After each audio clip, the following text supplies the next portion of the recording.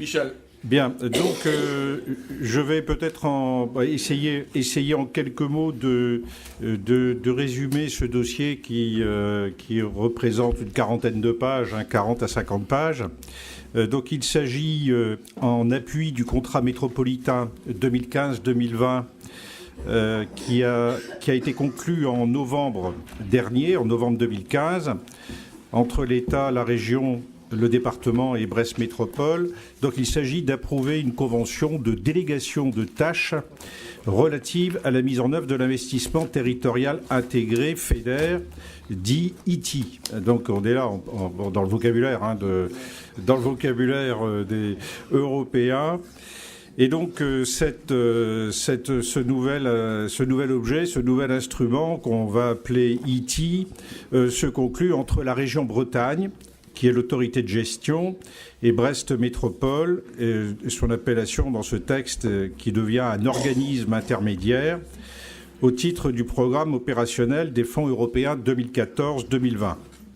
Alors ce dispositif va être étendu en Bretagne, soit au niveau des pays, soit au niveau des deux métropoles, donc ce qui est notre cas ici ce soir. Il y a une enveloppe indicative de 10 millions d'euros. La région garde, je tiens à le souligner, in fine, la maîtrise complète des projets et de leur acceptation. Et cette enveloppe est répartie entre des axes d'action. J'en cite 3, les usages innovants numériques, la réhabilitation thermique énergétique du logement social et enfin l'inter et la multimodalité. Voilà, donc ce dont il s'agit, qui est quelque part une forme de déconcentration et de rapprocher plus près des bassins de vie concernés le bon déroulement du programme opérationnel des fonds européens 2014-2020.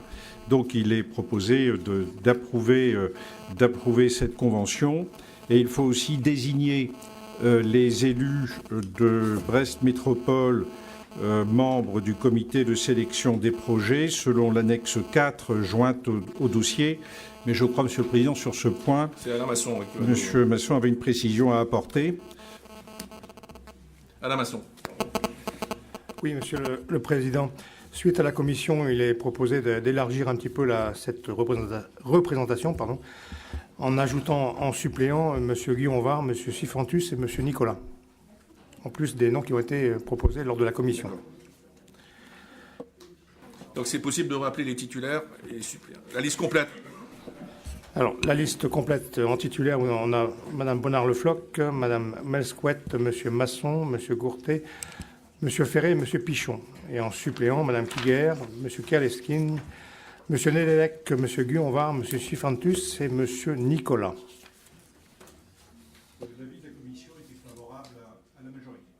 Merci. Est-ce qu'il y a des questions sur cette délibération? Oui, Madame Malgorn.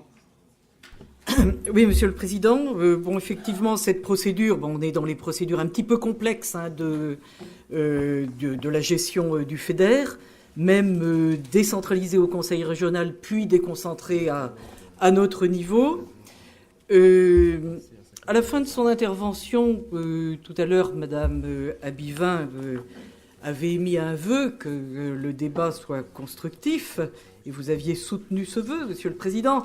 À la fin de mon intervention introductive, j'avais en quelque sorte émis deux vœux.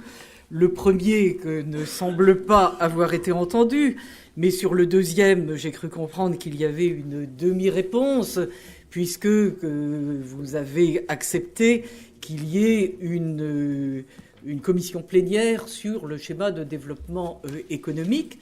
J'aurais simplement une petite remarque, c'est que... La stratégie, c'est pas un schéma. La stratégie, excusez-moi.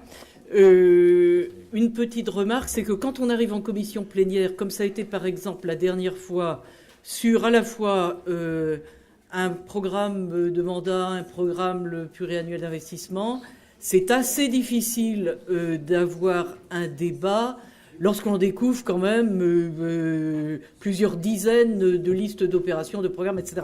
Donc si vous envisagez un schéma de ce type pour la stratégie de développement économique et que vous souhaitez, puisqu'on est en période de vœux toujours, que ce soit productif, j'aimais que le vœu reconventionnel que l'on puisse disposer auparavant des documents.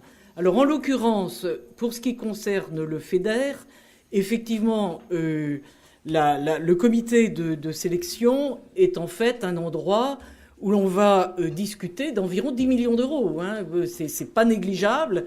Et donc, il est important que les différentes sensibilités puissent s'y retrouver. C'est ce que vous avez accepté. Et dans la mesure où il a été fait droit aux vœux que nous avions émis, eh bien, nous voterons pour. Merci. Dommage que la presse soit partie.